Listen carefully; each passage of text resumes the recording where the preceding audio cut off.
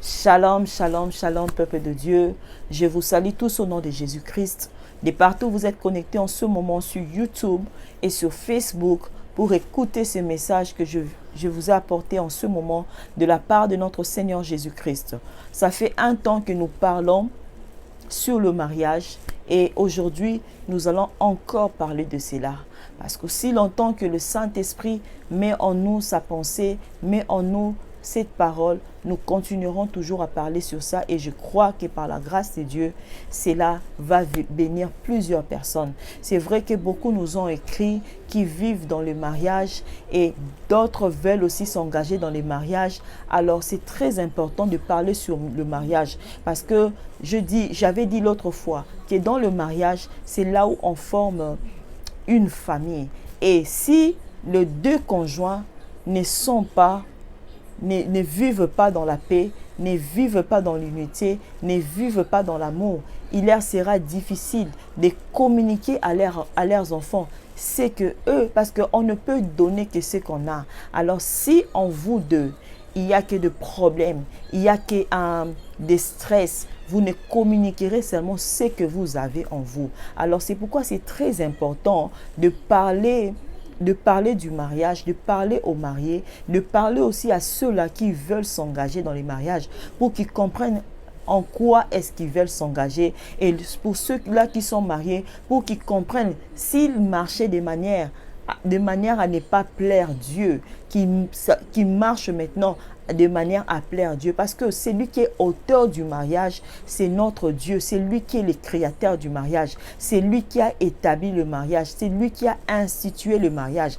Alors nous ne devons pas vivre le mariage selon nos pensées, selon notre imagination, comme d'autres imaginent. J'aimerais que mon mariage soit comme ceci. Non, nous devons vivre le mariage selon la pensée de Dieu, comme Dieu l'a imaginé. Alors, dans la Bible, il y a tout ce que Dieu a mis comme instruction dont nous devons suivre pour vivre un mariage heureux. C'est comme une personne qui va quelque part pour acheter un appareil électronique. Lorsque tu achètes peut-être une télévision, un ordinateur, tu trouveras un livre de manuel, un livre où on a écrit des instructions que nous devons suivre pour utiliser l'appareil que tu as acheté. Alors, lorsque tu veux entrer dans les mariages ou que tu es déjà dans les mariages, tu dois avoir maintenant ces manuels-là d'instructions qui va te permettre, lorsque tu vas lire cela, ça va te permettre à comprendre maintenant, à être informé, à avoir la connaissance sur ce à quoi tu t'es engagé ou sur ce à quoi tu veux t'engager. Le problème où beaucoup de gens rencontrent dans les mariages parce qu'ils ne lisent pas l'instruction, ils ne le font qu'à leur propre imagination. Ils vivent le mariage selon les modèles du monde, alors que nous devons vivre le mariage selon Dieu, selon la pensée de Dieu, parce que c'est Dieu qui en est l'auteur. Alors, ces livres-là d'instruction n'est rien d'autre que la parole de Dieu. Alors, en lisant la parole de Dieu, Dieu a tout mis à l'intérieur en ce qui concerne le mariage. Bien-aimé, pour vivre un mariage heureux, suis ce que la parole de Dieu dit par rapport au mariage et tu vivras un mariage heureux. Tu vas lire dans la parole de Dieu, Adam et Ève étaient restés ensemble toute leur vie. Adam et Sarah sont restés ensemble malgré la stérilité. Mais Sarah et Abraham sont restés ensemble. Ils ont eu aussi à rencontrer des problèmes, mais cela ne les avait pas séparés. Ils sont restés ensemble. Rebecca et Isaac, ils sont restés ensemble toute leur vie. Et c'est seulement la mort qui les avait séparés. Bien aimé, il y a beaucoup d'hommes dans la Bible qui sont restés avec leurs femmes toute leur vie. Bien aimé, alors tu dois suivre maintenant, lire la parole de Dieu, parce que ces gens-là que j'ai cités, ce sont des gens qui ont suivi, qui écoutaient Dieu, qui obéissaient à Dieu, qui faisaient tout ce que Dieu leur demandait de faire. C'est alors qu'ils ont vécu un mariage réussi. Bien-aimé dans le Seigneur, avant de t'engager dans le mariage, tu dois connaître c'est à quoi tu veux t'engager. C'est quoi le mariage? Pourquoi nous devons nous engager? Parce que le mariage n'est pas fait pour les enfants. Le mariage n'est pas fait pour les immatures. Le mariage n'est pas fait, bien aimé dans le Seigneur, pour les inconscients. Le mariage n'est pas fait pour les irresponsables. Le mariage n'est pas fait pour les gens qui n'ont pas la connaissance de cela. Alors c'est pourquoi il faut avoir la connaissance. Il faut t'informer pour avoir cette connaissance-là avant de t'engager. Tu peux aimer une personne, mais avant de t'engager, vous devez être informé. Raison pour laquelle dans d'autres églises, dans d'autres familles, avant que leur enfant se marie, vous avez la responsabilité d'encadrer votre enfant, qu'il soit l'homme ou la femme, dans les deux familles. Vous devez les enseigner, vous devez les préparer. Mais ce que je remarque dans le monde, c'est quoi? On a plus le temps, on prend plus le temps d'encadrer la femme. On dit à la femme ce qu'elle est censée faire, son rôle. On rappelle à la femme quel est ton rôle. Ton rôle est là, tu dois être une femme soumise. Ton rôle, tu dois faire ceci. Mais on oublie aussi de conseiller à l'homme, d'enseigner l'homme, que l'homme puisse comprendre. On a toujours tendance à mettre dans la tête de l'homme, toi tu es le chef, ta femme doit être soumise à toi, ta femme doit t'écouter, ta femme doit faire tout ce que toi tu lui demandes de faire. Alors l'homme, avec cette pensée pareille, lorsqu'il entre dans les mariages, il prend déjà un manteau de boss qu'il porte en lui. Il s'est dit, je suis le boss. Il s'est dit, je ne veux pas écouter cette femme. Moi, je me dis toujours, à quoi ça sert d'épouser une femme que tu n'écoutes pas? À quoi ça sert d'épouser une femme que tu ne donnes pas de la considération? À quoi ça sert d'épouser une femme que tu ne respectes pas? À quoi ça sert d'épouser une femme que tu ne considères pas? À quoi ça sert d'épouser une femme que tu ne consultes pas? À tout moment que tu veux faire quelque chose, tu n'as pas besoin de la consulter. Elle ne sert à rien. Sa raison d'être dans ta maison, c'est juste pour avoir des enfants. C'est juste pour la procréation. Non. À quoi ça sert de l'avoir eu? D'avoir cette femme dont tu l'utilises comme un instrument de plaisir. La femme ne sert pas à ces choses-là. La femme, Dieu, c'est pourquoi je vous ai dit au début de mon intervention qu'il faut être informé avant de te marier. Parce que lorsque Dieu a placé la femme aux côtés de l'homme, n'avait pas placé la femme pour que la femme ne sert que pour les plaisirs sexuels, pour qu'elle ne sert que pour avoir les enfants, pour qu'elle ne soit là que pour t'aider avec ta tenue vestimentaire. La femme n'est pas là pour préparer pour toi seulement. La femme n'est pas là seulement pour arranger ta maison. Mais cette femme-là, elle a des atouts que Dieu a mis en elle. Cette femme-là, elle est une aide. Parce que sans la femme, l'homme ne pourra pas arriver là où il voulait arriver. C'est pourquoi même dans le monde, on dit, derrière un grand homme se cache une grande dame. Bien-aimé, comprends que la femme que Dieu a mis à tes côtés ne sert pas seulement par rapport aux choses que toi tu penses dans ta tête, qu'elle est censée te servir par rapport à ça.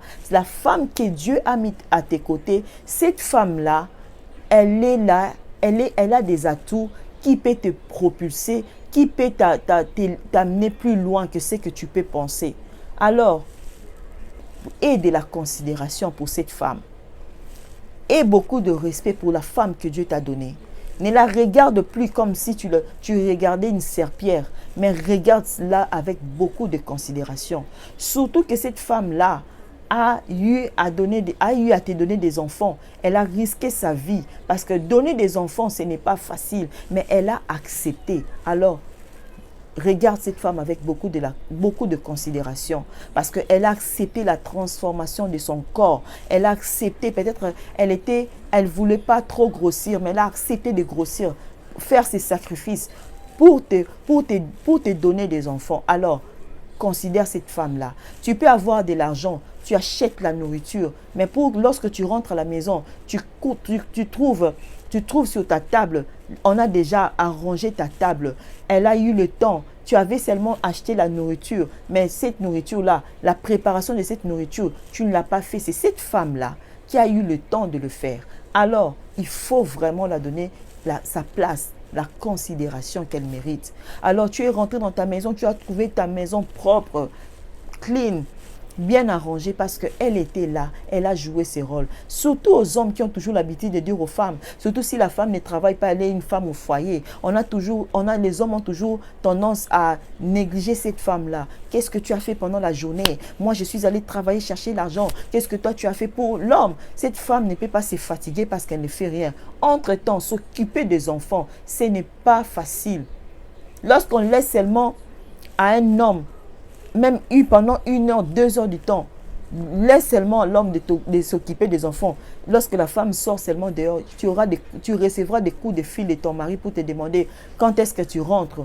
Pourquoi? Parce que c'est déjà, pour lui, c'est déjà beau. Pour lui, vraiment, il n'arrive plus à s'en sortir avec les enfants. Mais lorsque la femme reste toute la journée avant que tu ne rentres à la maison, gère les enfants, qui à tout moment mettent du désordre. Mais la femme, lorsque tu rentres à la maison, tu trouves la maison propre. Pourquoi? Parce qu'elle a eu le temps, il y a une personne qui a travaillé. Alors considère le travail que ta femme fait. Ne pense pas que lorsqu'elle est, parce qu'elle n'apporte pas l'argent à la maison, c'est que le travail qu'elle fait à la maison ne sert à rien. Non, considère ce que ta femme fait à la maison et puis donne-la cette considération. Ça, c'est ce que je voulais dire au papa avant de continuer mon message pour que nous puissions comprendre. Bien-aimés dans le Seigneur, et aux femmes, lorsque tu as ton mari, donne de la considération à ton mari. Parce que cet homme-là t'a honoré. Devant les gens, il t'a honoré. Parce que tu étais chez vous, on ne te donnait pas cet honneur qu'on te donne aujourd'hui depuis que tu es devenue madame. Mais aujourd'hui, les gens te donnent de la considération. Pourquoi? Parce que cet homme-là a accepté de te mettre à ses côtés pour marcher ensemble. Alors, donne de la considération à cet homme qui à chaque fois s'époumonne pour que vous soyez bien avec vos enfants. Qui à chaque fois s'époumonne pour que votre maison soit toujours bien. Alors, donne à cet homme du respect. Respecte ton mari. Considère ton mari. Donne-lui de la valeur qu'il mérite parce que c'est ton mari. Alors, à chaque fois que tu as tendance à le rabaisser, à chaque fois que tu as tendance à le critiquer, à le rabaisser, mon bien-aimé, ma chère sœur, ma bien-aimée, je t'en supplie, pour l'amour de Dieu, apprends à respecter ton mari, apprends à lui donner de la valeur qu'il mérite parce que c'est ton mari. Parce que j'ai remarqué, j'ai vu, il y avait beaucoup de femmes qui ont eu l'habitude de respecter plus les hommes de Dieu que de respecter son mari à la maison. Tu verras une femme qui, lorsqu'il parle avec son pasteur, il parle avec beaucoup de respect. Mais lorsqu'il s'agit de parler avec son mari, il lui parle comme s'il parlait à un enfant. Non, c'est ton mari, c'est lui qui t'a honoré. Ce n'est pas ton pasteur qui t'a honoré, ce n'est pas ton patron qui t'a honoré, mais c'est ton mari qui t'a honoré, Alors c'est à lui que tu dois beaucoup de respect. C'est vrai que tu respectes ton patron parce qu'il te paye, tu respectes ton pasteur parce qu'il prie pour toi, mais respecte aussi ton mari parce que notre Dieu est un Dieu de l'ordre. Si tu n'arrives pas à respecter ton mari, et que tu respectes le pasteur, tu respectes ton patron, c'est que ce que tu fais là, Dieu ne le considère pas. Apprends d'abord à commencer à respecter ton mari à la maison et tu seras béni de Dieu. Alors, pour revenir encore à ce que je disais, les mariages n'est pas fait pour les enfants, les mariages est fait pour les grandes personnes. Aussi longtemps que tu demeures un enfant, tu n'es pas prêt à te marier. N'essaye même pas de te marier, n'essaye même pas de t'engager. Si tu te comportes toujours comme un enfant, lorsque je dis comme un enfant, il y a de ces hommes ou de ces femmes-là qui ont toujours l'habitude. Ils sont grands physiquement, mais je me dis, ils sont enfants à l'intérieur. Mais il y a aussi de ces enfants, tu les vois en âge, il est mineur ou elle est mineure, mais c'est un mineur émancipé qui a le comportement des grands. Mais tu verras un grand qui a le comportement des mineurs. Et je ne dirais même pas mineur, mais d'un enfant. Tu es déjà grand. Avant de te marier, lorsque Dieu a dit à l'homme quitte, l'homme quittera. Lorsque tu as pris la décision de te marier, tu dois maintenant te comporter en conséquent, comme un responsable, comme un adulte. Tu ne dois plus à tout moment retourner chez tes parents. Lorsque tu veux faire quelque chose dans ta maison, tu vas chez tes parents. C'est comme si tu es toujours lié à eux. Alors que lorsque Dieu dit quitte, cela sous-entend coupe les cordons qui t'est lié à eux. Tu ne dois plus à tout moment parce que tu es déjà grand. Tu as vécu avec ta maman, ça fait 20 ans durant que tu étais avec ta maman, avec ton papa. Maintenant, tu dois quitter pour faire ton foyer. Et tu vas le faire avec ta femme. Tu ne dois pas à tout moment aller demander toujours, maman, à tout moment, tu es là. Maman, est-ce que ça va? Maman, c'est comme un enfant. Tu dois maintenant, c'est ce que tu faisais là pour ta maman lorsque tu étais chez vous là. Maintenant, cette attention, tu dois maintenant le montrer à ta femme. Tu dois changer de direction.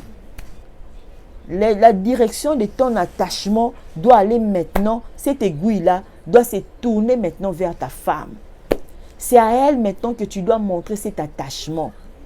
C'est à elle maintenant que tu dois montrer cette attention.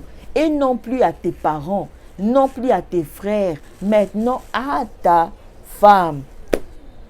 Je sais que les hommes ont du mal à comprendre cela. Les hommes sont plus attachés à leurs parents. Alors, mais pour vivre un heureux mariage, tu dois d'abord faire ces sacrifices-là, de te séparer, de couper ces cordons-là.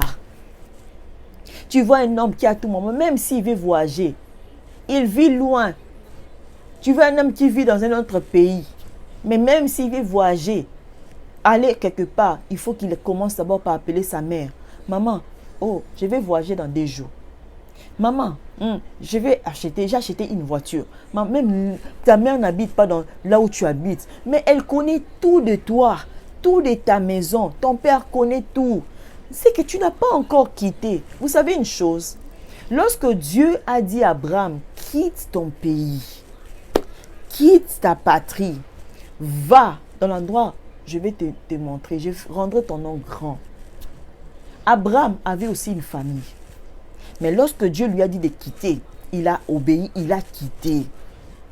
Dans la Bible, vous avez entendu Abraham amener sa mère ou Abraham amener son père. Il a quitté seul avec sa femme. Il avait amené son neveu, mais il n'a pas amené ses parents. Mais tu vois un homme, il a quitté. Et puis, la période où Abraham a quitté, toi tu es même heureux parce qu'il y a des téléphones. La période où Abraham a quitté, il n'y avait pas de téléphone. Il n'y avait pas l'Internet. Il n'y avait pas le Facebook. Il n'y avait pas le YouTube. Il n'y avait rien de tout ceci. Mais Abraham a quitté, donc cela sous-entend, il n'avait plus de contact avec sa famille, avec ses parents. Mais lorsque Dieu te dit quitte, jusqu'aujourd'hui, ton attitude prouve à suffisance que tu n'as pas quitté. À tout moment, tu es là. Un homme qui peut passer des heures, sa maman ne vit pas avec lui, mais il passe des heures au téléphone avec sa mère, avec son père, qu'avec sa femme. Ce n'est pas normal. Toi-même, tu es en train de détruire ton mariage parce que ton comportement enfantin détruit ton mariage. Même ta mère avec ton père ne se sont pas comportés de la sorte. Tu te comportes trop comme un enfant alors que tu dois grandir. Les mariages n'est pas pour les enfants, les mariages sont pour les grandes personnes. Même à la femme, tu t'es marié. Mais pourquoi à tout moment, toi qui es marié, surtout si tu épouses une femme, tu as fait l'erreur de trouver seulement une maison qui est dans les quartiers, là où elle habite. Tu pars au travail, elle part chez elle. Même les gens de l'avenir commencent à dire, oh, mais cette fille, elle est déjà mariée, pourquoi à tout moment elle rentre ici? Maman, si tu penses que cet attachement-là avec ta mère, ou avec ton père, ou avec tes frères, n'était pas encore fini, retourne, ne te marie pas. Ne te marie pas. Pourquoi tu as quitté la maison de ta mère pour rentrer? À chaque fois, tu rentres, pour préparer maman. Maman, qu'est-ce que tu as préparé? Envoie-moi la nourriture.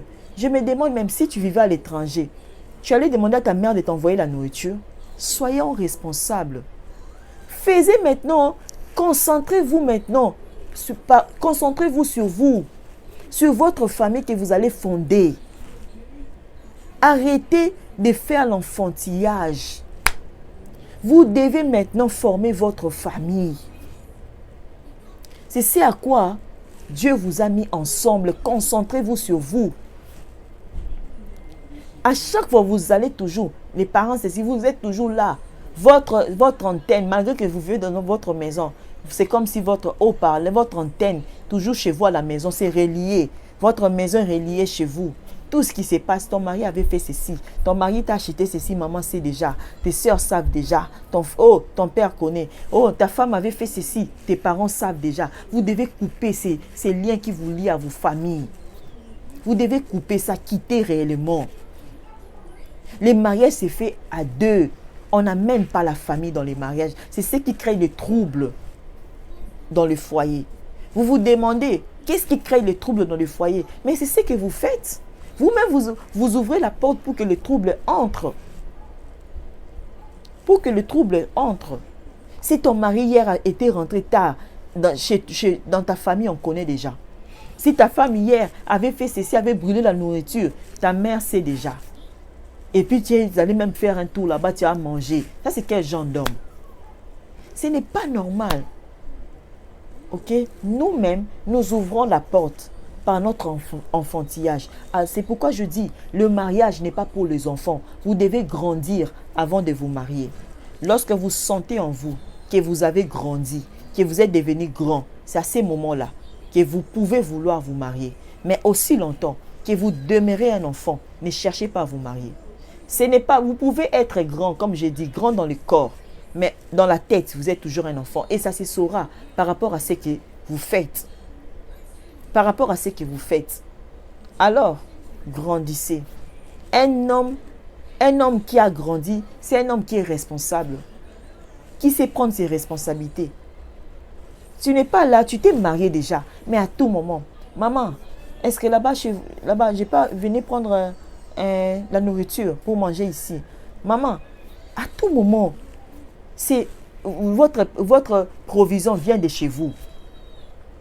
Mais quel jour tu seras responsable? Et toi, la femme, à tout moment, maman, qu'est-ce que tu as préparé? Vous devez couper cela. Ça doit s'arrêter. Vous devez grandir maintenant. Si vous êtes dans les mariages et que vous faites ça, vous devez arrêter, vous devez essayer de grandir. Vivre à deux. Les mariages ne se font pas quand même on va dans la famille, mais on n'amène pas la famille dans les mariages. On vit à deux. C'est ce qui crée beaucoup de problèmes dans les familles à cause de cela. Ces choses-là se font beaucoup chez les Africains. Et puis, nous avons tendance à dire, l'homme blanc n'aime pas habiter avec les... Ce n'est pas qu'il n'aime pas. Mais on doit respecter les mariages. On a dit l'homme quittera, s'attachera à sa femme. Vous devez vous attacher, tu dois t'attacher à ta femme pour vivre. Les deux deviendront une seule chair. C'est tout. On n'a pas dit qu'il y aura une troisième personne, une quatrième. Vivez votre mariage en étant grand. Suivez ce que Dieu a dit par rapport à cela. Et vous vivrez un heureux mariage. Beaucoup de problèmes que nous avons par notre immaturité. Nous créons des problèmes par nous-mêmes. Parce que nous sommes immatures. Alors grandissons et nous aurons moins de problèmes.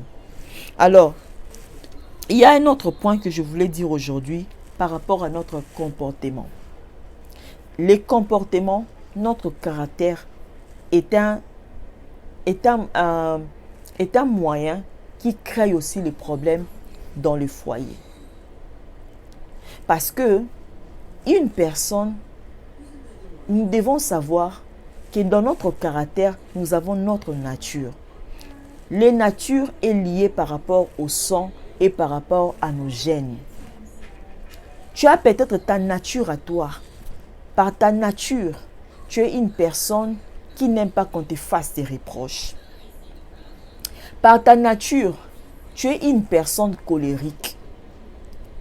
Lorsque je parle, c'est lié, la nature est liée au sang et aux gènes. Lorsque nous voyons le sang et les gènes, nous voyons d'où nous venons par nos parents. Lorsque tu es né, c'est quelque chose de naturel que tu acquis lorsque tu viens au monde. Tu l'as acquis par tes parents.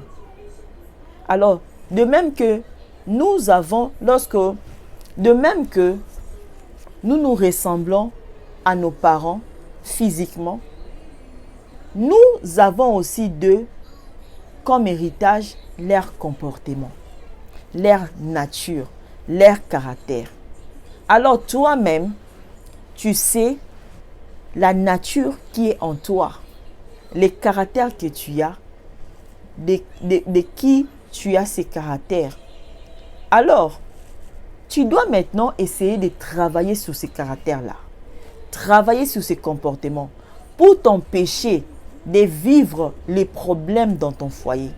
Beaucoup de problèmes que nous remarquons dans les foyers, c'est dû à nos comportements, c'est dû à notre attitude, c'est dû à notre façon de nous comporter, c'est dû à notre manière, c'est dû, bien aimé dans le Seigneur, à nos agissements, la façon dont nous nous agissons.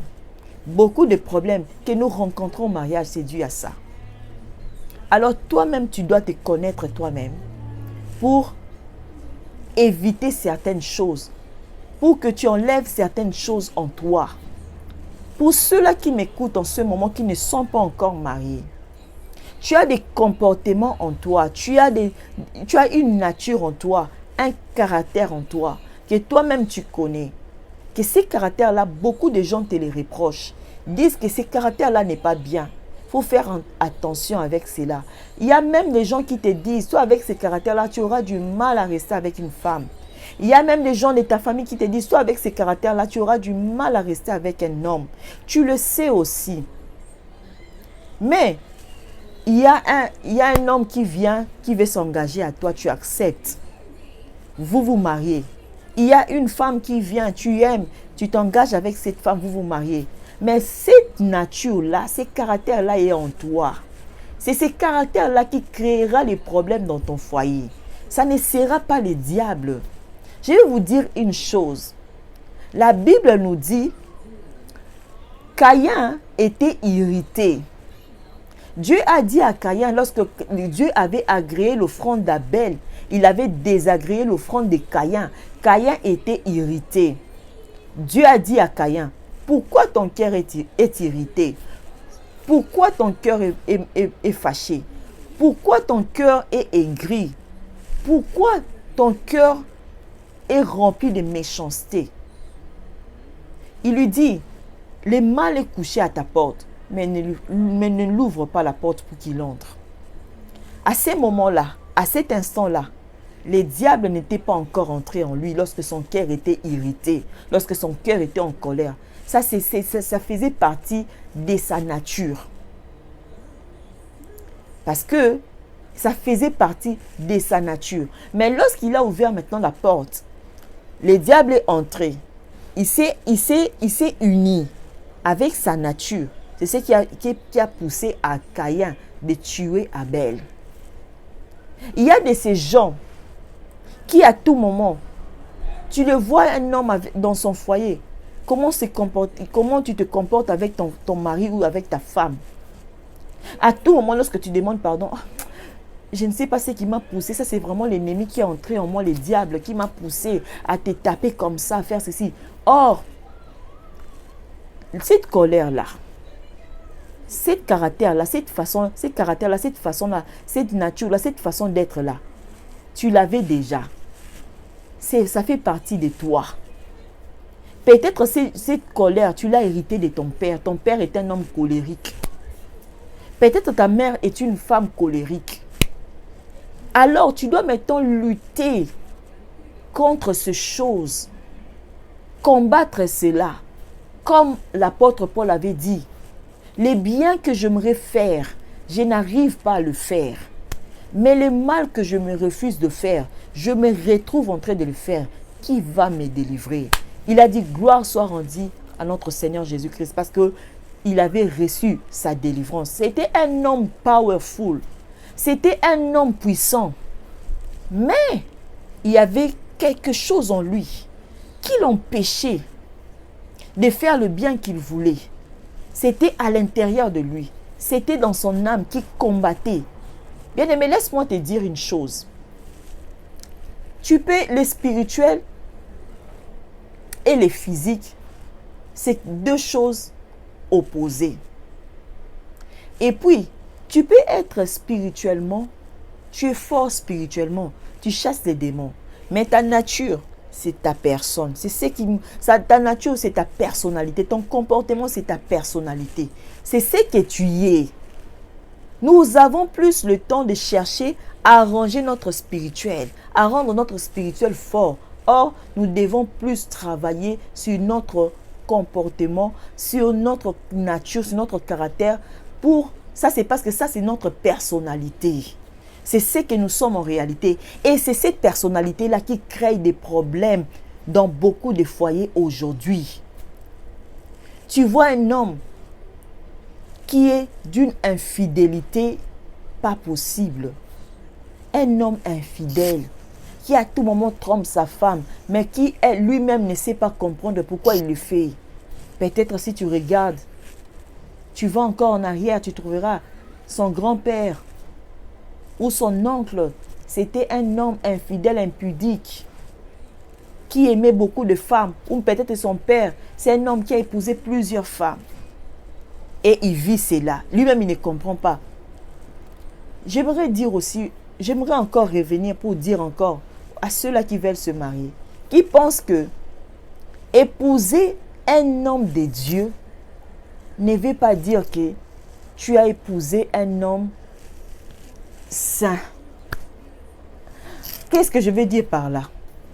L'homme de Dieu là, pasteur, apôtre, toutes ces choses-là, tous ces ministères-là, ce n'est que les titres qu'ils ont. Ça n'a rien à voir avec leur personnalité. C'est dissocié. Parce que il est pasteur lorsqu'il est là devant vous. Il vous parle de la parole de Dieu. Mais sa nature à lui, c'est sa nature qui définit ce qu'il est en réalité. Tu verras un homme pareil. C'est pourquoi vous allez remarquer. Les gens pensent que si j'épouse un homme de Dieu, ou si j'épouse un serviteur de Dieu, ou si j'épouse ce frère-là parce qu'il fait 10 heures du temps dans la prière, ou si j'épouse cette sœur-là qui chante, lorsqu'elle chante, même on sent comme si tous les anges sont descendus du ciel pour venir. Ce n'est pas, vous épousez leur fonction. Vous n'épousez pas leur fonction, parce que ça c'est leur fonction, c'est ce qu'ils font comme travail. C'est comme lorsque tu épouses un docteur. À la maison, il ne sera pas docteur pour toi. Il sera ton mari. À la maison, il ne se comportera pas comme un docteur. Il se comportera comme ton mari. Alors, tu verras, lorsqu'il est à l'hôpital, il fait son rôle, il joue son travail. À la maison, c'est une autre personne. C'est ce que nous devons comprendre et savoir.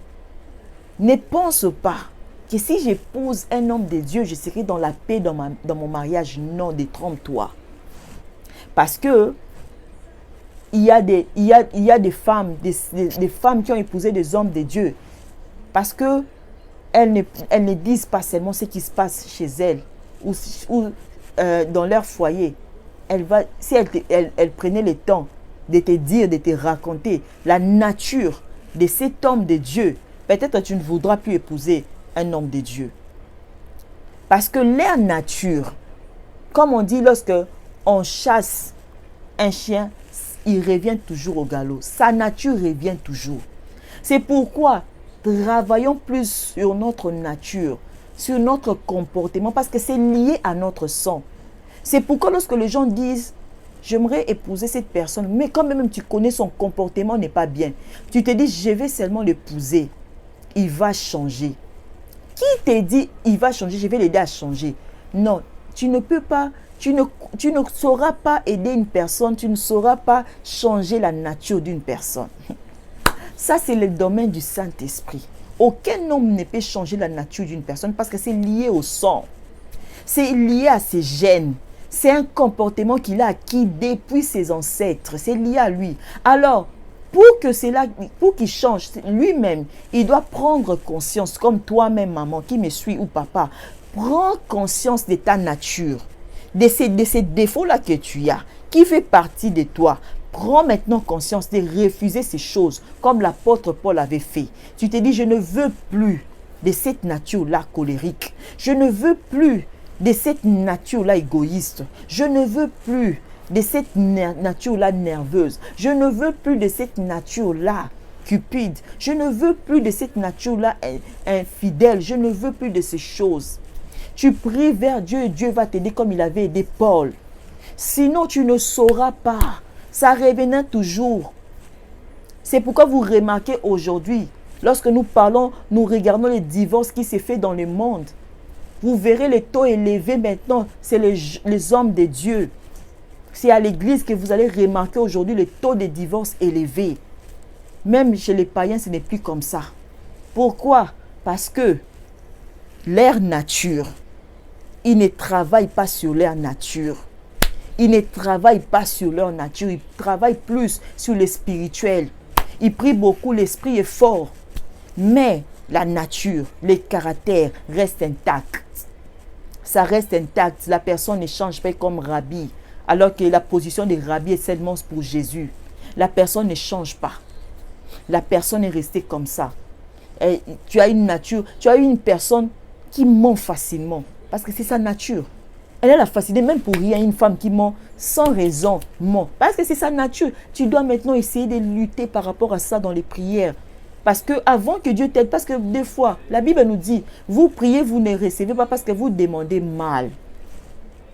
Maintenant, tu as l'habitude de demander les avions, les voitures, les bateaux, l'argent.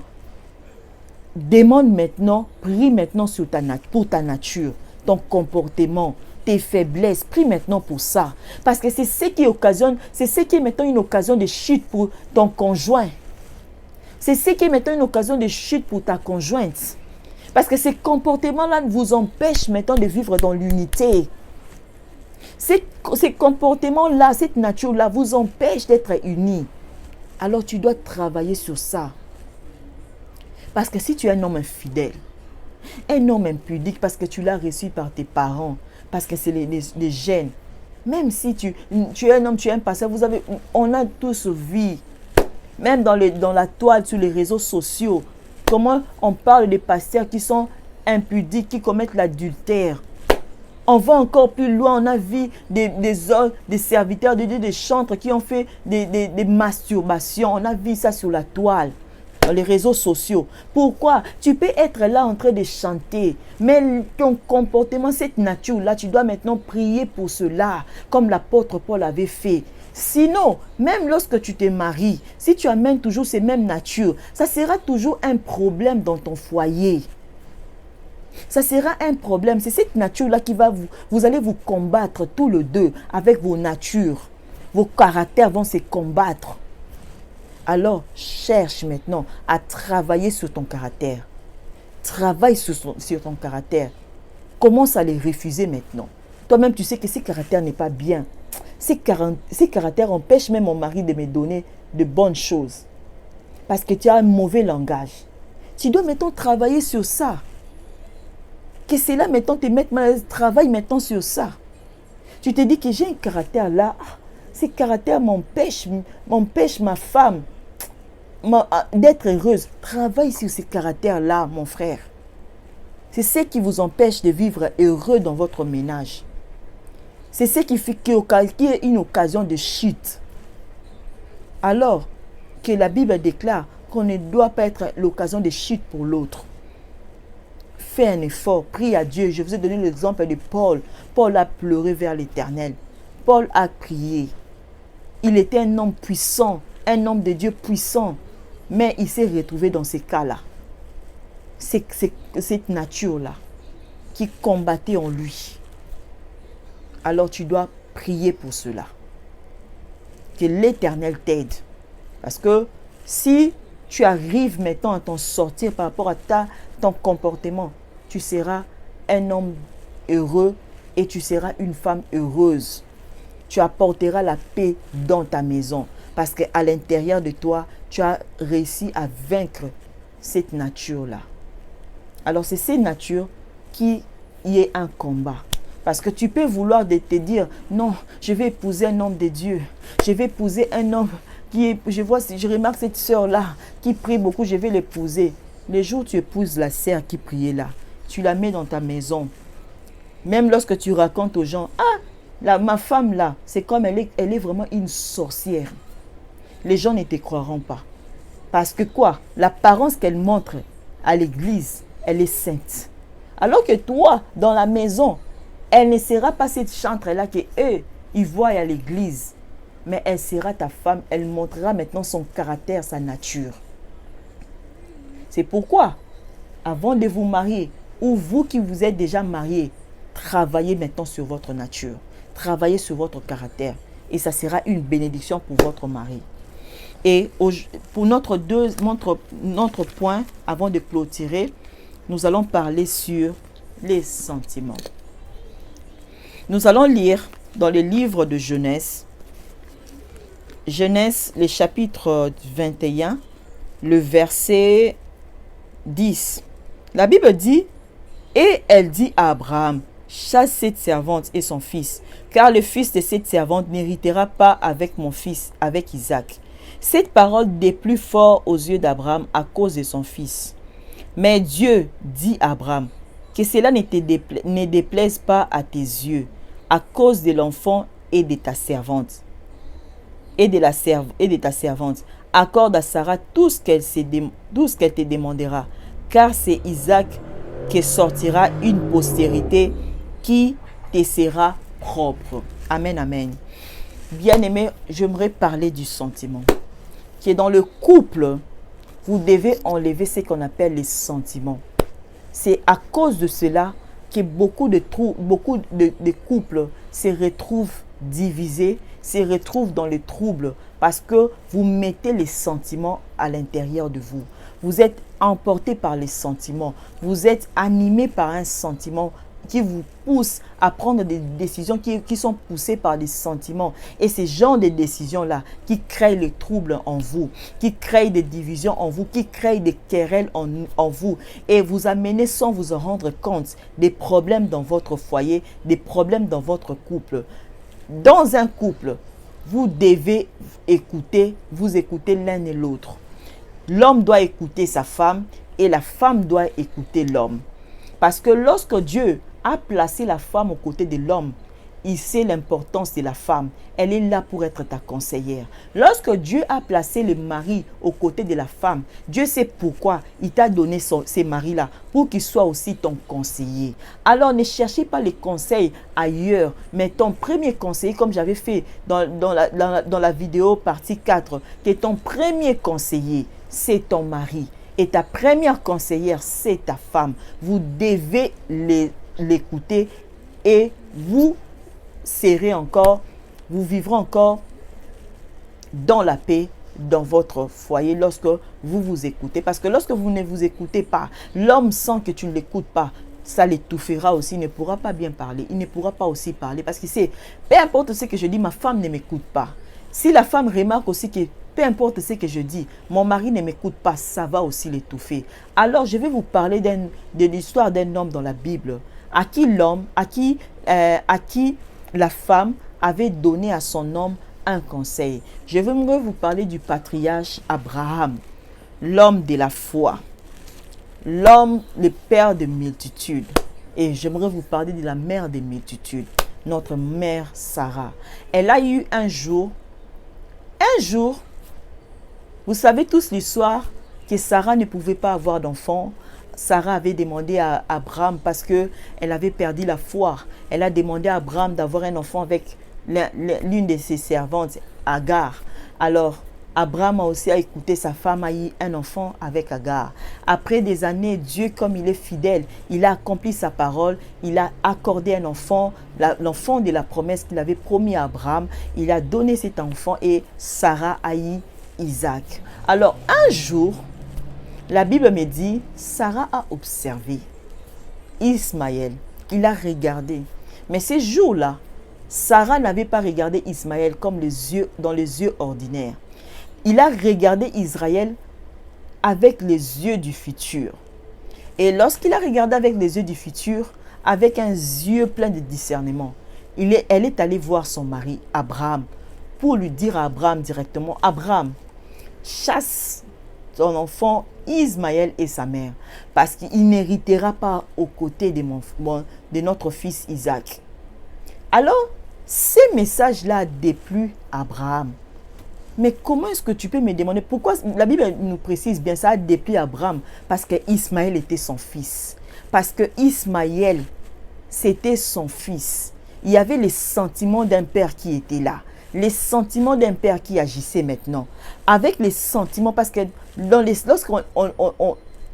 lorsqu'une personne a les sentiments, lorsque les sentiments prennent le dessus, les sentiments aveuglent même. On peut venir te dire que cette personne détruit ta vie parce que tu as les sentiments pour cette personne, tu ne croiras pas.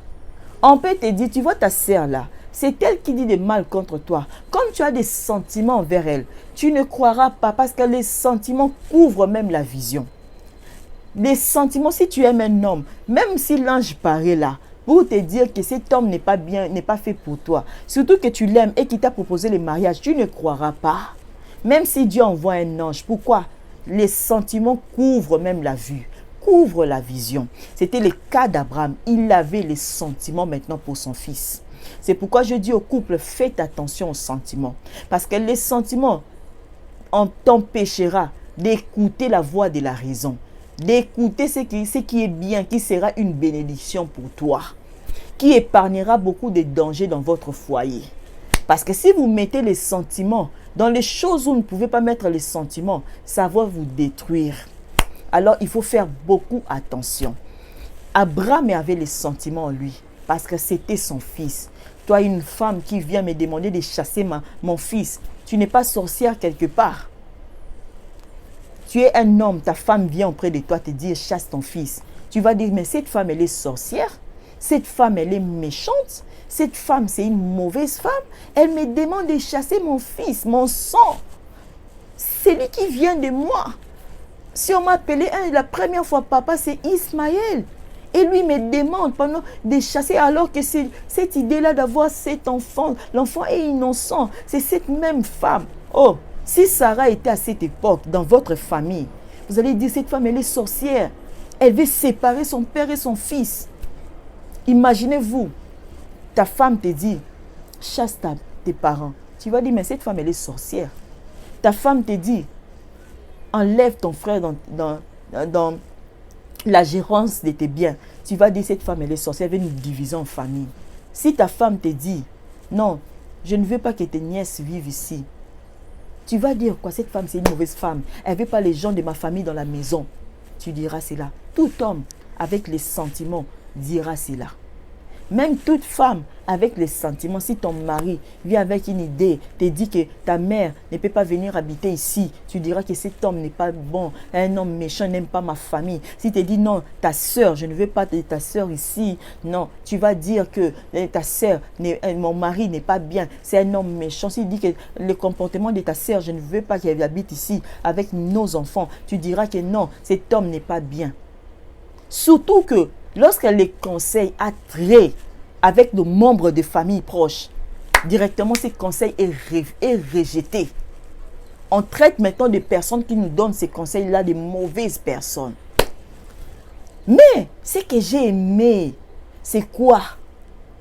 Abraham, cela l'avait déplu parce qu'il y avait les sentiments. Mais Abraham, lorsqu'il est allé dans son coin, Dieu est venu maintenant en jeu, intervenir. Dieu est venu parler maintenant à Abraham pour dire à Abraham, Abraham pensait peut-être à Dieu, allait dire, ne fais pas ce que Sarah fait.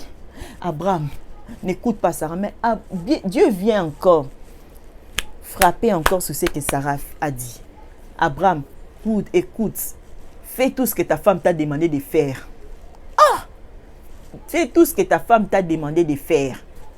Chasse-les, car l'héritage est pour Isaac, non Ismaël. Ismaël, je lui donnerai ce qui est à lui, mais celui-ci, ce qui vient de toi, est d'Isaac, et pour Isaac. Oh, bien-aimé dans le Seigneur, gloire soit rendue à Dieu, parce que Sarah au moins avait un homme qui avait l'écoute de Dieu. Est-ce que ces genres d'hommes existent encore dans ce monde?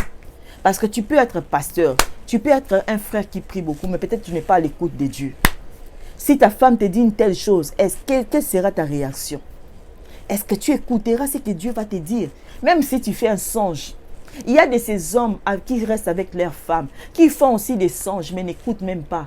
Même dans leurs songes, lorsque Dieu vient leur parler, ils se disent, surtout si ça a trait à leur famille, à leurs proches, à leurs amis, là ils rejettent cela. Est-ce qu'il y a des hommes qui ont le discernement, l'entendement de Dieu? Ou vous marchez toujours avec des sentiments? Est-ce qu'il y a des femmes qui ont le discernement, l'entendement de Dieu dans votre foyer? Vous savez, lorsque vous avez la sensibilité, vous enlevez les sentiments. Ça va vous épargner de beaucoup de choses. À cause des sentiments, beaucoup de gens ont perdu leur mariage. À cause des sentiments, tu as mis ta copine, viens habiter à la maison. C'est ces mêmes copines-là. Oh, parce qu'ils n'avaient pas d'endroit à habiter. C'est ces mêmes copines-là qui ont commencé à sortir avec ton mari. À cause des sentiments, tu as pris seulement, je vais prendre mon frère, je vais lui donner mon entreprise pour qu'il gère. À cause du sentiment, il a détruit ton entreprise. À cause du sentiment, tu as accepté quelqu'un de venir habiter dans ta maison. C'est cette personne-là qui a donné la sorcellerie à tes enfants. À cause des sentiments, beaucoup ont détruit leur foyer par eux-mêmes. Alors enlevez les sentiments. Ça détruit, ça va détruire votre foyer. Enlevez les sentiments. Gloire soit rendue à Dieu parce que Sarah au moins avait un ami. Sarah au moins avait un mari qui écoutait Dieu. Mais si tu n'as pas un mari qui écoute Dieu, quel serait maintenant si, imaginez-vous, parce que Sarah avait vu loin. Sarah a vu ce qu'Abraham n'avait pas vu. Maintenant, imaginez-vous. Parce que Sarah, ce que Sarah avait vu, Abraham n'avait pas vu. Parce que Sarah, lorsqu'elle a regardé Ismaël, s'est dit, moi j'ai eu mon fils à l'âge de 90 ans. Je vais d'ici là mourir. Abraham aussi va mourir. Mais si Ismaël reste avec Isaac, Isaac aura du mal à hériter. Parce que Agar sera là. Sarah a eu la vision de l'aigle, la vision de loin. Elle a vu ce qu'Abraham ne voyait pas. Tu peux avoir une femme qui voit des choses que toi tu ne vois pas. Tu peux avoir un mari qui a une vision de loin. Il voit des choses que toi tu ne vois pas. Alors enlevons les sentiments. Enlevons les sentiments. Parce que les sentiments vont détruire votre couple. Dans les sentiments, vous-même sans vous en rendre compte, vous détruisez votre couple. Tu dis à ton ami, oh, reste souvent, tu dis à une de tes amies, reste souvent avec ma femme. C'est cette même amie-là que tu as demandé de rester souvent avec ta femme. C'est elle-même qui à tout moment appelle ta femme pour dire à ta femme, ton mari, il est parti quelque part, il est avec une femme. Et c'est ce qui a créé les troubles dans ton foyer. Parce que tu mets les sentiments. C'est ce qui a occasionné les divorces.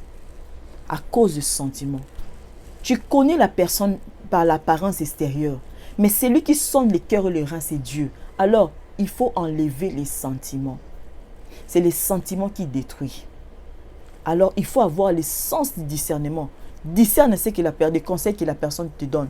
Ça peut paraître horrible, surtout que lorsque je l'ai dit, je venais de vous dire, si les conseils ont trait à nos familles proches, ça peut paraître méchant, ces conseils, mais essaie un peu de discerner. Est-ce que cette personne les dit avec méchanceté? Est-ce que cette personne les dit avec méchanceté? Essaie un peu de discerner, au lieu de les rejeter en bloc. Peut-être c'est pour vous épargner. Imaginez-vous si Ismaël était resté, Abraham n'avait pas écouté. Ces enfants-là, les descendants là d'Abraham, les enfants d'Isaac et d'Ismaël, ils sont même séparés, mais regardez les troubles qu'ils font. On avait même appelé les enfants d'Israël l'âne sauvage. Regardez leur comportement. Imaginez-vous s'ils étaient ensemble. Ça sera quoi? Ça sera quoi? Alors là, c'est pourquoi la Bible dit l'homme sage voit les mal de loin et l'évite. Il faut agir avec sagesse. C'est ce que je vais aussi ajouter. Dans les couples, agissez avec sagesse. Ça va vous épargner de beaucoup de choses. Enlevez les sentiments. Agissez avec sagesse. On agit avec sagesse, ça va vous épargner de beaucoup de dégâts. Beaucoup de dégâts qu'on rencontre dans les couples aujourd'hui, c'est parce que le mari ou la femme ont agi avec les sentiments. Ils n'ont pas agi en sagesse. C'est ce qui a créé les troubles dans votre foyer, dans votre ménage. C'est ce qui crée les disputes. C'est ce qui crée les troubles dans vos familles. C'est à cause de cela. Tu peux aimer ton frère, tu peux aimer ta soeur, tu peux aimer tes parents. Est-ce que parce que tu les aimes que tu dois seulement lui donner cette responsabilité? Est-ce que parce que tu les aimes, tu dois seulement le faire venir à la maison? Parce que tu aimes cette personne-là, parce que tu l'as vu souffrir, que tu dois seulement lui donner seulement l'amener chez toi? Alors, il faut être sage, avoir la vision de loin. Exerce les discernements, ne mets pas trop les sentiments par rapport à ce que tu vois. C'est ça que je voulais ajouter. Que Dieu vous bénisse. Que Dieu bénisse votre mariage. Que la paix du Seigneur règne dans votre mariage. Ayez les discernements. Ayez enlevé les sentiments en vous. Écoutez votre proche, écoutez votre conjoint, écoutez votre conjointe. Écoutez-vous l'un à l'autre. Ayez le sens là de l'écoute. Ne vois pas seulement pourquoi il m'a dit ces conseils-là. Elle est méchante. Ne regarde pas ça dans cet aspect-là. Ça peut avoir l'air comme les conseils de Sarah. Avait l'air méchant. Mais au fond, c'était là pour prévenir les dangers. Alors, n'enlevez les sentiments. Les sentiments t'empêcheront d'écouter ou d'appliquer ce qu'on te dit de bien. Enlève les sentiments. N'agis pas en sentiments. N'agis pas avec les sentiments. Que Dieu vous bénisse. Que la paix du Seigneur soit dans vos vies.